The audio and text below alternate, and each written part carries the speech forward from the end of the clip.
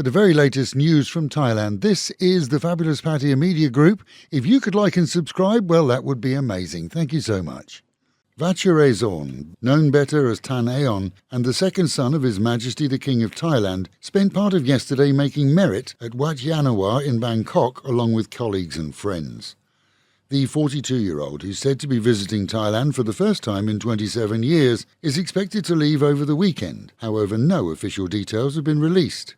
With the weekend celebrating the birthday of his grandmother, the former Queen Sirikit, it's a special occasion for sure. During his temple visit, he released 1,000 fish into the river, a Thai and Buddhist tradition, in tribute to the monument of a former king, Nang Klo, who was Rama III. The visit has seen him spend a considerable amount of time in the public eye, and he's well received here. Details in full have not been released, as is custom. And a reminder that on our social media it's our custom that we don't condone or allow comments on this subject, and we thank you for understanding. The Pheu Thai party has secured more votes for their leader as Prime Minister this week, following a backstep on their election plans and instead them welcoming several other parties into their planned coalition, including those who are led by former leaders of Thai governments during and since the last coup. End result, they may well have the majority needed to get a vote through Parliament, as several of those minor parties have worked exceptionally closely with senators whose vote is crucial. Move Forward is not a part of the planned grouping of 9 parties. With flash floods and storms predicted for much of the country through to next Tuesday, authorities are ordered to prepare, in many cases along rising rivers, to ensure that all are evacuated. On the Mekong, Laos is already seeing heavy flooding, and those rising waters will and are quickly flowing toward the Thai section of the river. Southern provinces are likely too to see flooding, as has been the case for several weeks. And as has been the case for several weeks, there is a warning out not to swim in the Gulf or the Andaman Sea, as it's expected that a marine advisory will be issued for small boats to remain on the shoreline soon. In Narathiwat, the Social Security Office has been tasked with paying compensation to the victims of the rogue firework store which damaged close to 300 homes when it exploded, killing 12 and leaving over 100 injured. Specifically paid to those who've contributed to the Social Security system. There's no statement regarding amount. However, media reports that just over $1 million baht was paid to the family of one now demised victim. Bangkok's main airport has set a goal of generating 20% of the power it uses from solar panels. Panels have begun to be installed already across the numerous spaces and buildings. And what's 15 years between friends? Asked an Iraqi man who was caught in Kanchanaburi province on an overstay, one of 5,468 days. The 43-year-old was arrested at a guest house after someone reported him to authorities.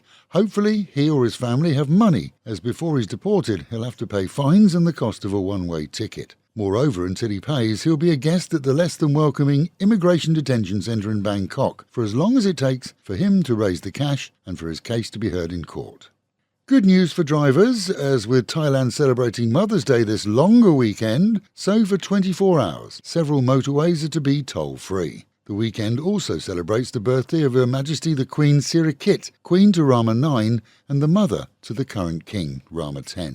Meanwhile at home and in Pattaya, local Thais again demonstrated their frustration at those Middle Eastern tourists, not all of them but many, who caused problems with motorbike riding in the city. It seems a Kuwaiti and a Thai crashed into each other on bikes. The Thai demanded compensation, and the Kuwaiti duly fled with his pals. The locals found them in a Yen Sabai eatery, and a fight ensued that was caught on video. The Kuwaiti refused to pay for the Thai man's bike repairs, and the scuffle spewed from the eatery into the street, leaving minor damage to the business.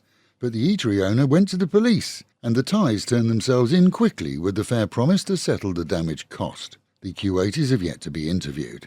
A 26-year-old Thai office clerk is the latest to complain to Pattaya police that people pretending to be officials are randomly fining tourists near Bali Hai pier. In this case, the 26-year-old admits that a cigarette butt was dropped in the street. However, she claims that the vultures pounced quickly, demanding 8,000 baht from the group of 3.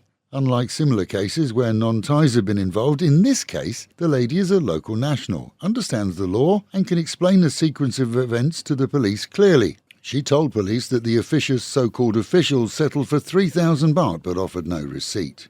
And despite their commitment to encourage the development of tourist attractions in the area, a group of local businesses have objected to the increasingly popular use of Jomtien Beach after dark, citing uncontrolled alcohol consumption, which could be misled as meaning is not bought from a local eatery. They're not happy at the small groups that often take seats out to enjoy sundown and the evening on the sands. Street drinking has always been a feature here in the area, so there's nothing new about that, but a visit to the beaches really only shows many locals taking advantage of the new sands in a very chilled out atmosphere.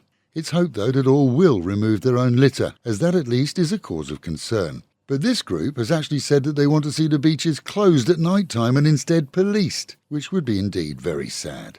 And with the Met Office predicting for today and through the weekend highs of 31 dropping down to 28, but with the real feel of 40 in the sun, and all 3 days mostly sunny with the occasional chance of rain. Local and national news today from Fabulous 103 FM and Fabulous Pattaya Media Group.